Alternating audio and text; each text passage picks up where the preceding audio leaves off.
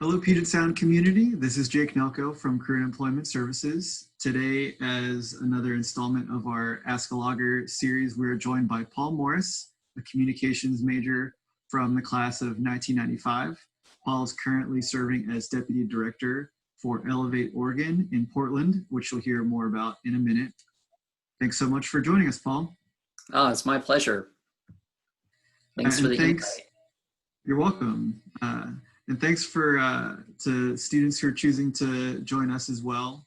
I'll let you know that the first 20 minutes or so of our call will be dedicated to an interview with Paul that I've got some questions set up for, and then we're gonna open it up for those in attendance to ask their own questions.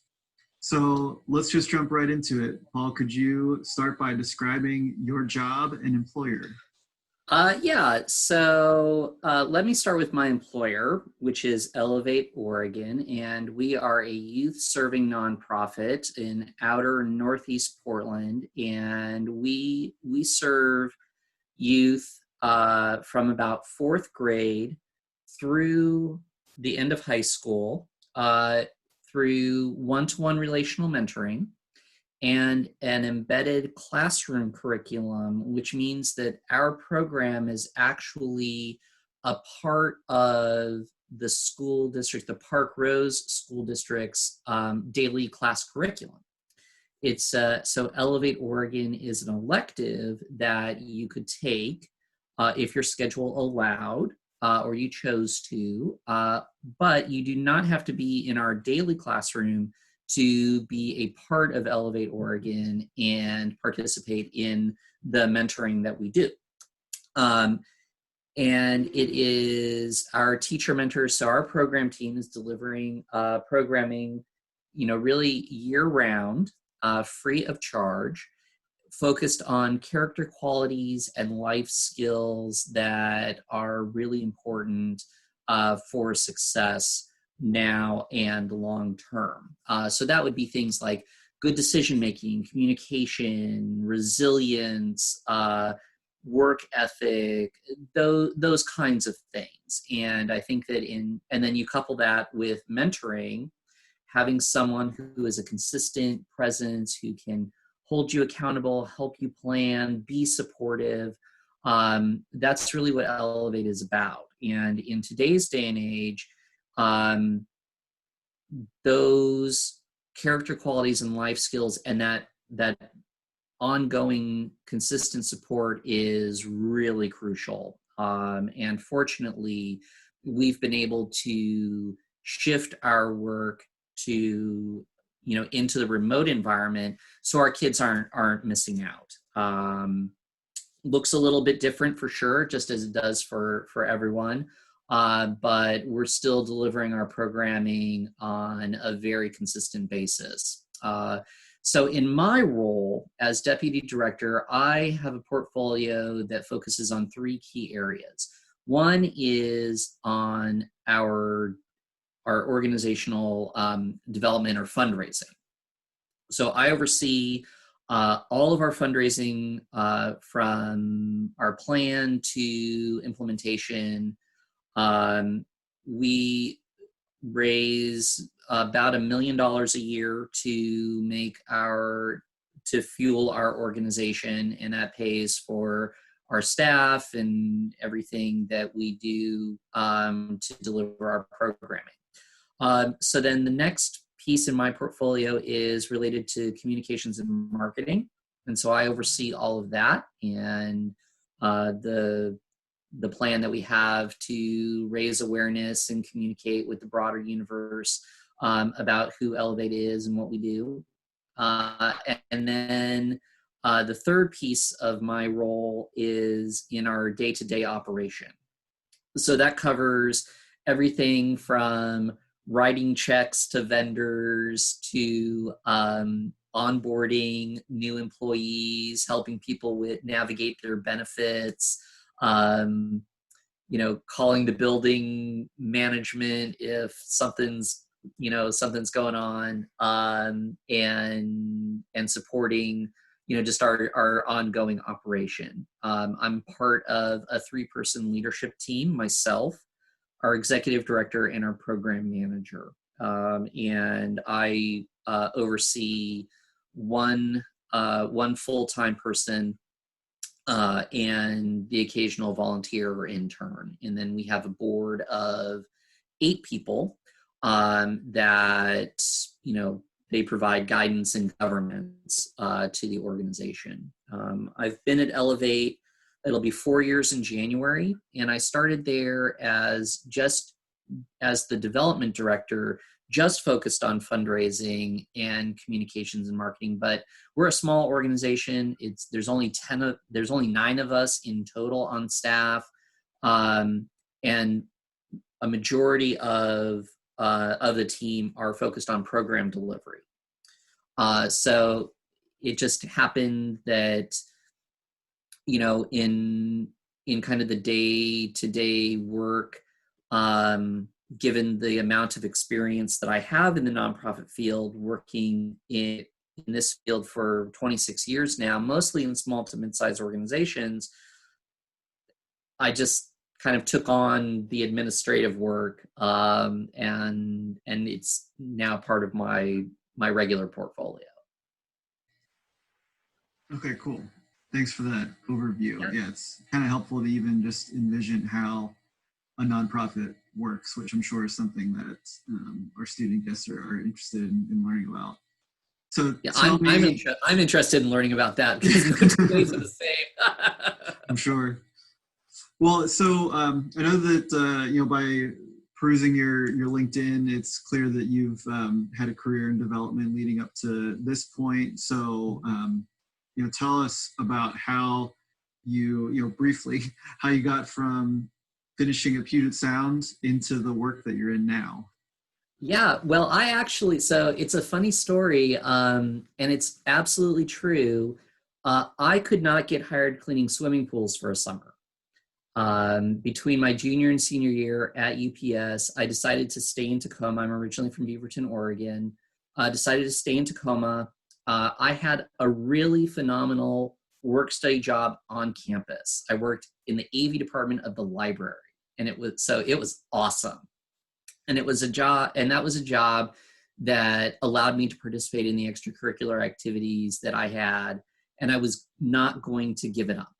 But I just wanted to stay in Tacoma for the summer, and I needed a job to pay the bills. And I tried to get a job cleaning swimming pools and got no response. So I went into the student employment office, and they said to me, and just to inquire to see if they had any job leads, and the person that I spoke to said, well, if you have a work study award, you can convert your federal work study, which requires you to work on campus, to state work study, and you can work anywhere. Here is a whole stack of jobs that just came in that you might be interested in. And so I thought, hey, great, this is my lucky day. Because I was actually going to, once I graduated from Puget Sound, I was going to go to law school. And I was going to get into litigation, focused on civil rights. And so I was planning to go to law school. And the first job in the stack was with the state attorney's general office in their consumer protection division. I went and interviewed, and it just wasn't the right fit. The next job in the stack was with doing development with the Pierce County AIDS Foundation. And they were looking for someone who was getting a degree in either marketing, English, or communications, and knew how to use a Mac computer. And so I thought, fantastic, I getting a degree in communications and I know how to use a Mac computer. So I went down, I interviewed, they were really fantastic, and they hired me, and I started in May of 1994 on the development staff, it was the development director for the organization and myself as a work study student. And I very quickly realized that development or fundraising was what I was meant to do. This was my calling, and so I continued to work at PCAF because I had converted my work study award to state work study. I was able to continue working at PCAF after the school year began. So I gave up my job in the AV department and stuck with PCAF. And then when I graduated in 1995, they offered me a full-time position.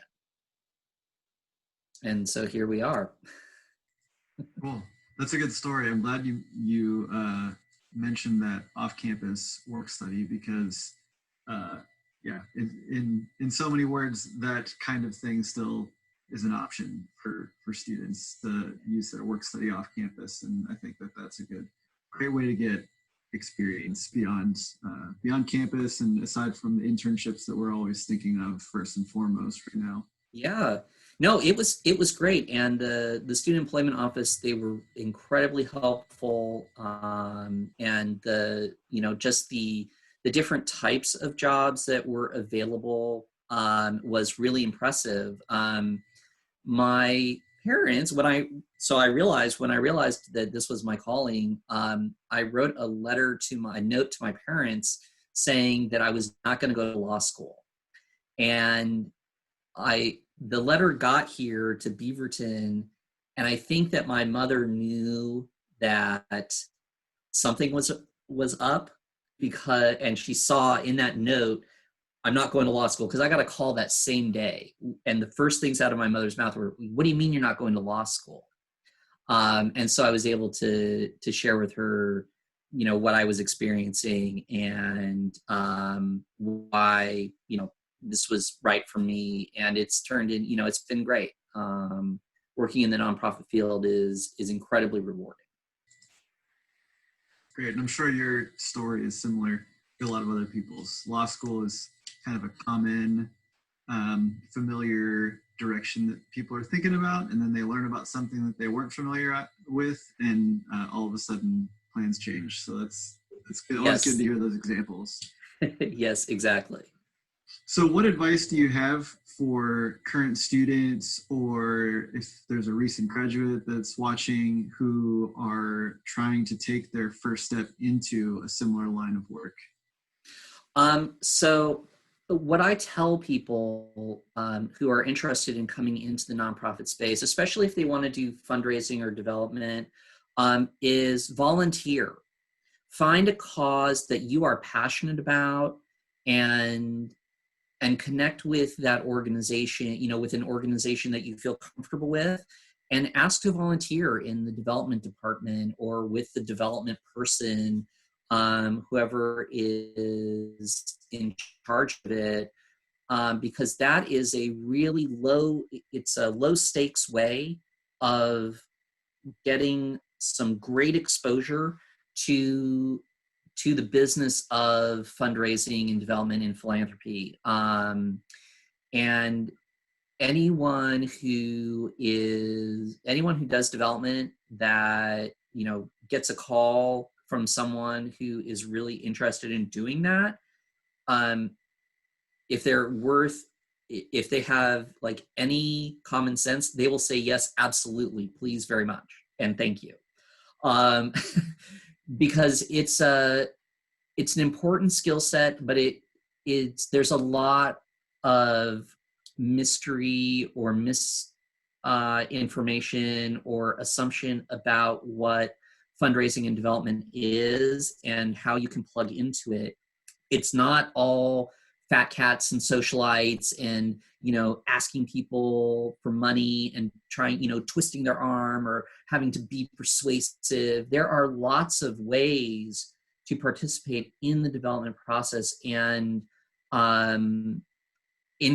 volunteering is a great way to determine if that is something that you want to do.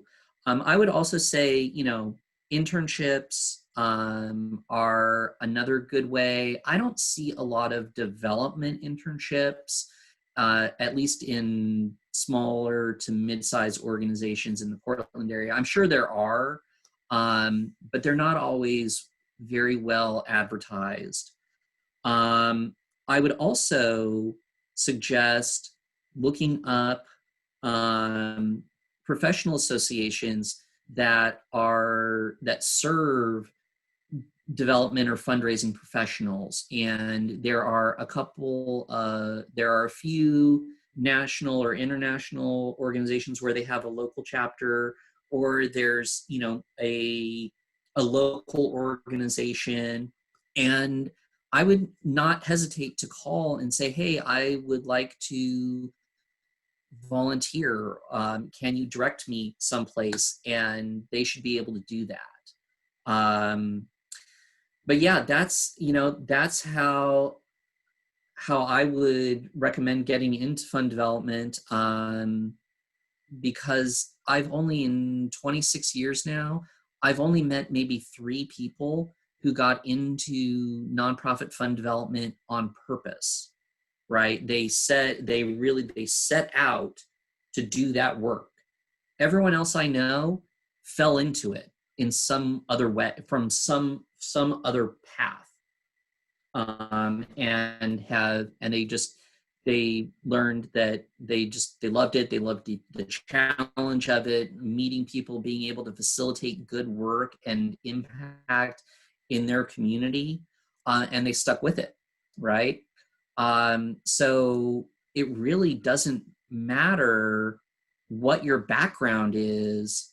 You can come at it from any place, but what I would really, really recommend is thinking hard about the type of cause area that you are passionate about, and then finding an organization that is working in that space. And if someone if someone watches this and they're in Portland and they want to contact me, I'm happy to talk with them about who they might contact. Cool. That's great. Yeah, definitely consistent with a lot of what I've heard about being in the nonprofit work or fundraising. And yeah, not a lot of people are thinking this is what I'm going to do. And yeah, it's a certain type of person really excels in that space too, I've noticed. So I've got a few other questions, and then I'll open it up to the students. So thinking back to your undergrad experience, what was one thing that you wish you did as an undergrad to prepare for life after graduation that you didn't do, or that you wish you had done a little bit sooner? That's a really good question, because I have to say my undergraduate work really prepared me for working in nonprofit fund development. So, having a communications background, I learned how to think in an organized fashion, how to speak and write persuasively, how to communicate to different audiences and be comfortable with that. I would say that if there was any one thing that I kind of wish that I might have dabbled in a little bit while I was still in school, was around like accounting, and business finance. That is something that I've had to teach myself, and it is not the easiest thing to do. But that would be, that would be the one thing, based on the roles that I have had.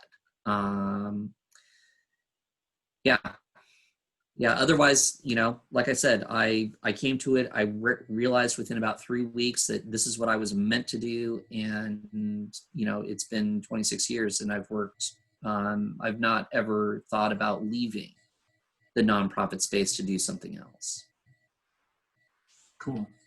On a kind of the other side of that coin, what was something that you concerned yourself with as an undergrad that you wish you wouldn't have worried about so much? Economics. God, I I took an economics class and was just not worth it. But with hindsight, I can say, yeah, that was just not worth it at all. It's not something that I think about every day. I mean, well, I kind of think about economics, but not on a deep level. I think about economics in the sense of when I am talking with a potential supporter and we're talking about how they've said yes to a charitable investment, and we're talking about how they could make that investment. I'm thinking about where the financial markets might be, because if it's a gift of large enough size, they may be looking to do it through, stocks or something like that. So I think about it a little bit, but I should have taken like a business finance class instead. Oh, that's good. You are talking to a regular listener of Planet Money. So to say that economics is not important it's hurting me a little bit, but that's okay. No, sometimes the truth hurts. Yeah. So then my last question before I open up to our guests, what tips do you have for people who are preparing to apply for jobs with your employer or maybe with similar employers or any employer?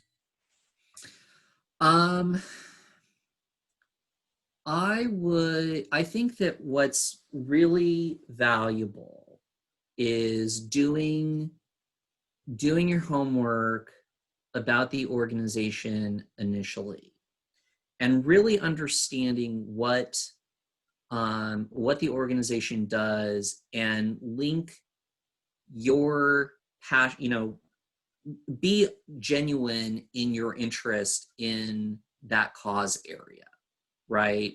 I know if someone is just applying to apply, right? I can tell. I've done this work long enough, and I've interviewed lots of people. So be right. Tell me why. Why do you want to work at Elevate Oregon? And don't just repeat what's on our website, because I'll know that too. Because I've written a lot of that. I know what's on our website content-wise.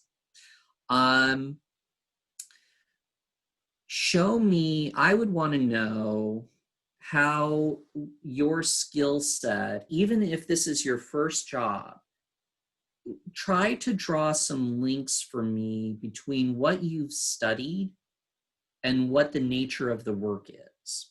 So,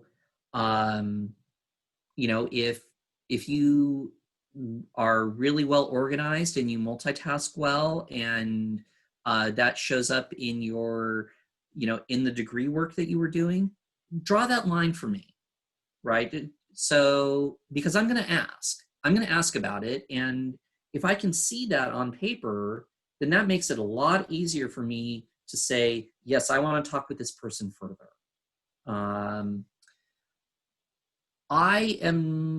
For me personally, I'm not impressed by someone's GPA. In 26 years, I've never been asked what my college GPA was. I don't think that it is predictive of success. That's just me, right? And in the work that I do, I don't think it's as critical as maybe other industries. You might try and get an informational interview, right? Don't be shy and ask for, but if you're going to do that, contact me and tell me and ask for a specific amount of time, right? Could I have 20 minutes of your time? Could I have 30 minutes of your time? Because I'd like to learn more about Elevate Oregon and development.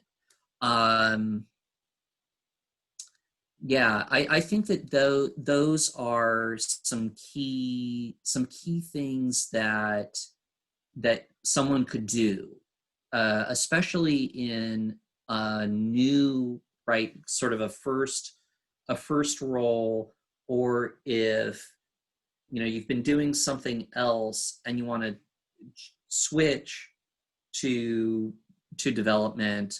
Those are the kinds of things that I might suggest doing, and it will definitely. Oh, and if you do some volunteerism, don't hide that, right? Put that like front and center, because I value volunteerism just as I would someone's professional experience. And if I can, because then I know that you have at least a basic sense of the process of development, the business of it, and that's going to, the nature of the conversation is going to be a little bit different. And I am always more keen to hire someone who at least has a grounding in the work or shows a real interest in it than I am someone who, they're seeing this as I'm going to take a gap year and I'm going to do this and then I'm going to go on to something else. There's nothing wrong with that. Nothing wrong with that at all. I would prefer to hire someone and not have to hire again a year later, right? So I'm looking for people who see this as a potential career trajectory. It doesn't have to be 26 years, but they're going to be committed to it, because really development is something that you learn, especially the mechanics of it. You only learn through practice, and you're not going to learn enough in a year to be able to, jump right into a development director position. And there's just too, it takes time. It takes some time, and some practice. Well, thanks for answering my questions, Paul. Thanks to our viewers for watching this Ask a Logger interview with Paul Morris. For more information about how CES can support your career development, visit pugetsound.edu/CES to schedule an appointment with a career advisor like me.